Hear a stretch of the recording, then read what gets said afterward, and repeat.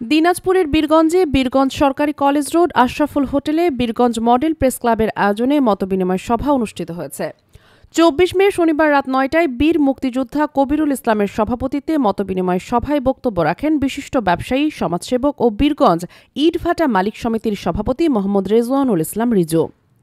বীরগঞ্জ সরকারি কলেজের প্রভাষক ও বীরগঞ্জ ইটভাটা মালিক সমিতির সাধারণ সম্পাদক, সমাজসেবক জাহিদুল ইসলাম ফরহাদ, বিশিষ্ট ব্যবসায়ী ও সমাজসেবক রতন কুমার সাহা রেন্টু, বিশিষ্ট ব্যবসায়ী ও সমাজসেবক সেলিম, আজমল হক ফাউন্ডেশনের সভাপতি মেহেদী হাসান সজল, বিশিষ্ট ব্যবসায়ী ও সমাজসেবক সিরাজুল ইসলাম, সিনিয়র সাংবাদিক ও পৌর প্রেস ক্লাবের সভাপতি মীর কাশেম লালু, পৌর প্রেস ক্লাবের সাধারণ সম্পাদক ও মানবতার ফেরিওয়ালা সোহেল আহমেদ, বীরগঞ্জ মডেল প্রেস ক্লাবের কার্যকরী সদস্য মোহাম্মদ মনিনুর রশিদ শাহিন, এনটিভির খানসামা ও বীরগঞ্জ প্রতিনিধি মাসুদ রানাসহ আরও অনেকে।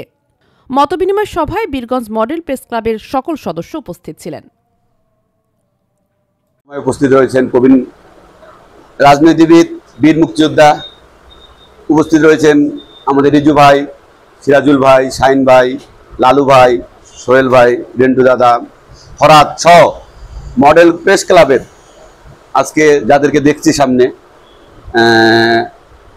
তোমাদেরকে বলতেছে একটা, তোমরা হয়তো জানো না, আমি নিজেও আমাদের সময় কাজ করতাম 2012 সাল পর্যন্ত বীরগঞ্জ উপজেলা প্রতিনিধি ছিলাম।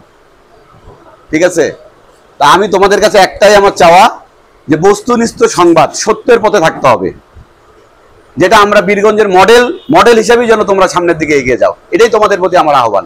আর একটা কথা বলবো আমি সংক্ষেপে, যে শুধু যে কলমের মাধ্যমে তোমরা যে সমাজের দুর্নীতি, অন্যায় এগুলো যেমন প্রকাশ করবো, অবশ্যই সেটা সাধুবাদ জানাবো। সমাজে আরো কিছু দায়বদ্ধতা থাকে সাংবাদিক হিসাবে, আমি আশা করব সে দায়বদ্ধতা হতে পারে সমাজের সুবিধাবঞ্চিত মানুষের জন্য কাজ করা। এই মডেল প্রেস ক্লাব এরকম কাজ করবে, এবং আমি আশা করবো এরকম কাজ করলে আজমল হক ফাউন্ডেশন মডেল প্রেস ক্লাবের সাথে সব সময় পাশে থাকবে, যে কোনো সময় যদি আমাকে তারা পায়। এই আশাবাদ ব্যক্ত করে মডেল প্রেস ক্লাবের আগামী দিনে শুভকামনা জানিয়ে আমি আমার সংক্ষিপ্ত কথা এখানে শেষ করছি।